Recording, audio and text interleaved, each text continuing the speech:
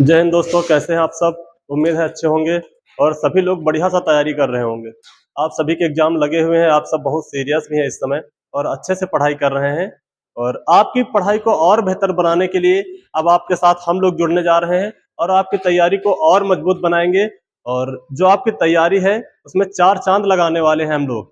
ठीक है, तो कुछ जानकारियां हैं आप लोगों को, कुछ अपडेट है, वो जानकारी हम लोग आज आपको दे रहे हैं।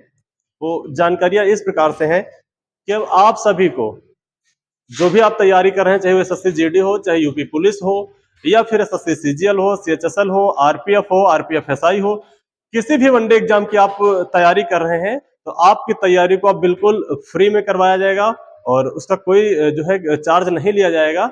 बस आप सभी का सपोर्ट होना चाहिए। अब हम लोग आ रहे हैं मैदान में और अब एक नई क्रांति आने जा रही है और आपके शहर का जो माहौल है वो एकदम बदलने वाला है, मौसम बदलने वाला है। बस आप सभी सपोर्ट बनाए रखिएगा और अपनी तैयारी मजबूत बनाए रखिएगा और धैर्य रखिएगा। अब हम लोग आपके साथ कंधे से कंधा मिलाकर अब आपका सिलेक्शन 100% तय है। बस आप सभी लोग अब बने रहिए हमारे साथ। तो कुछ आप लोगों को अपडेट है, वो अपडेट देने के लिए हम लोग आए हैं।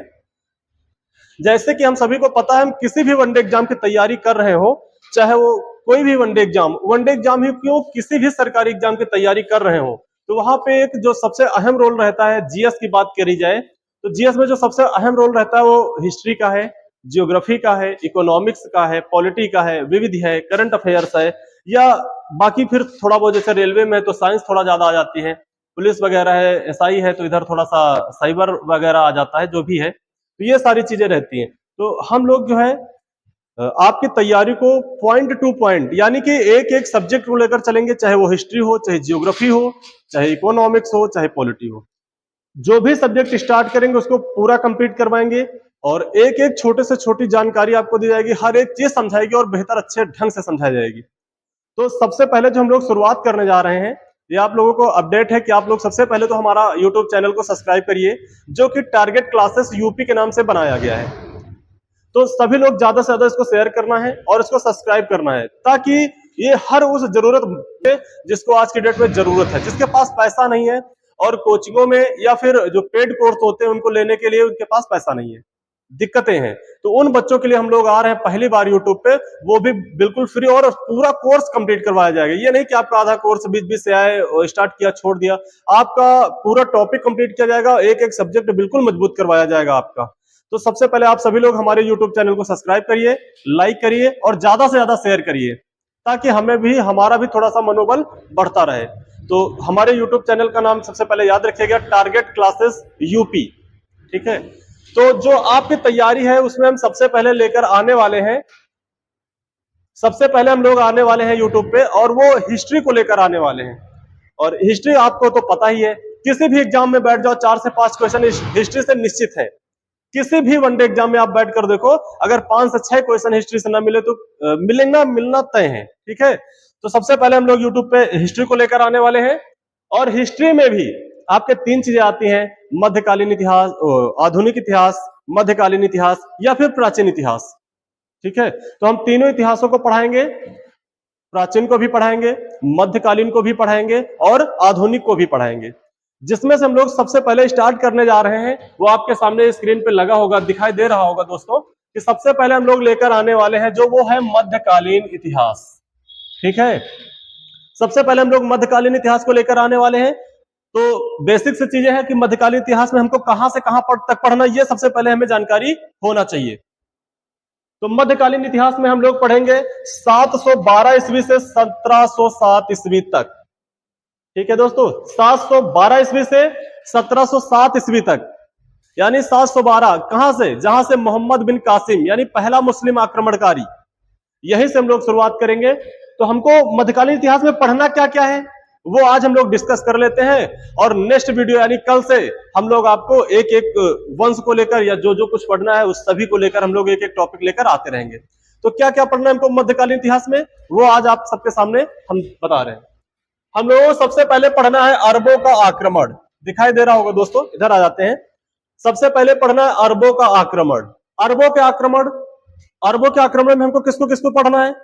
अरबों के आक्रमण में हमें 2 लोगों को पढ़ना है, महमूद गजनवी और मोहम्मद गौरी। दोस्तों आप लोगों ने नाम तो सुना ही होगा, महमूद गजनवी का भी सुना होगा और मोहम्मद गौरी का भी सुना होगा।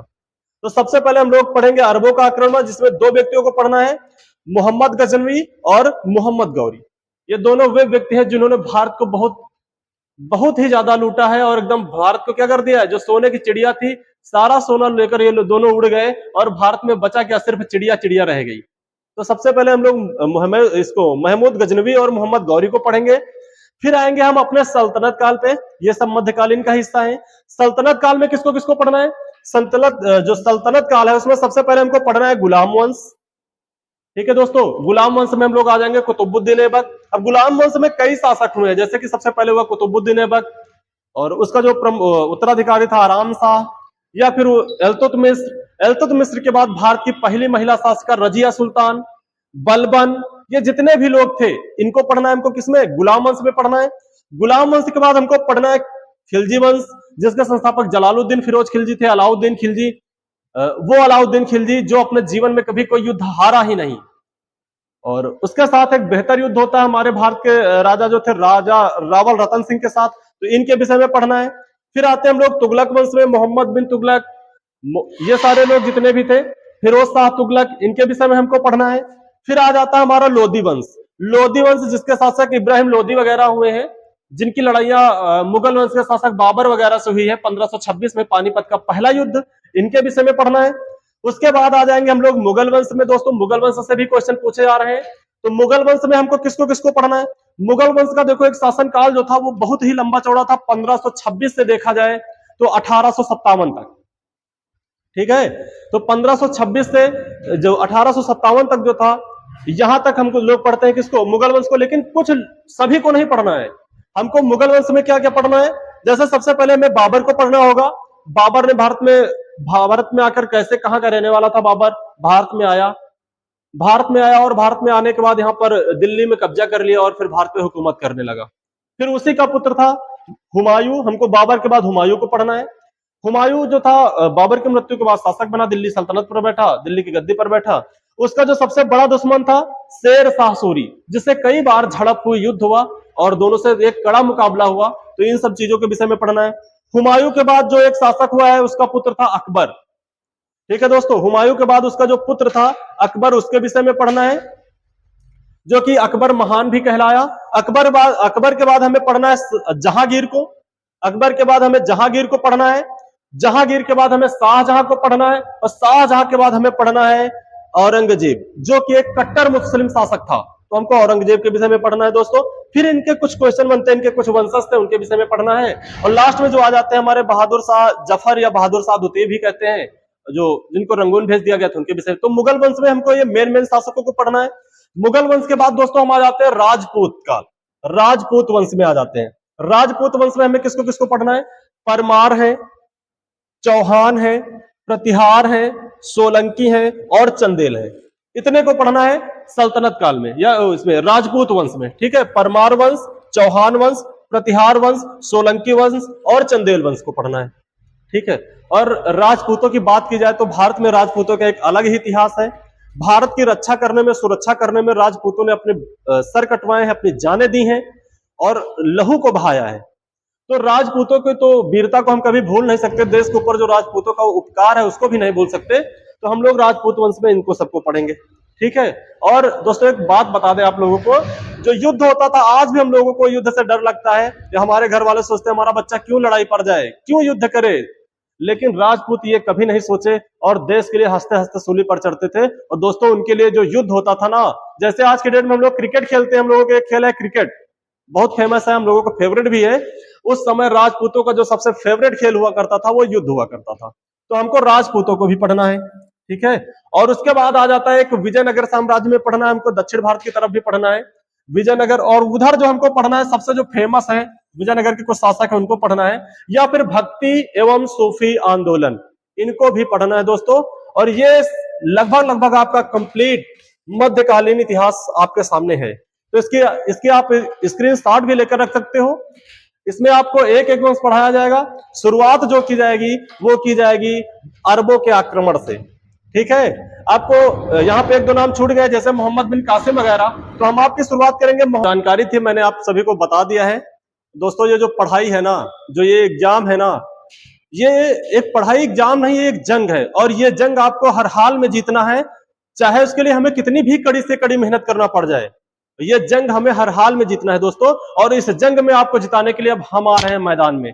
इस जंग में आपको जिताने के लिए अब हम मैदान में आ रहे हैं, बस आपका साथ चाहिए। अब आपका, जैसे अर्जुन का सारथी बनके श्री कृष्ण भगवान ने उनको एक सही दिशा दी थी और उनको एक महाभारत जैसा एक बड़ा युद्ध जिताया, तो जो जिस युद्ध में आप आज लगे हुए हो, जिस युद्ध की तैयारी में लगे हो, एग्जाम की तैयारी में लगे हुए हो, तो आपकी एग्जाम की तैयारी को मजबूत बनाने के लिए हम आपके सारथी बनकर अब आ चुके हैं मैदान में। ठीक है दोस्तों, लेकिन आपका भी सपोर्ट चाहिए, तो हमारे YouTube चैनल को सब्सक्राइब करिए, ज्यादा से ज्यादा शेयर करिए।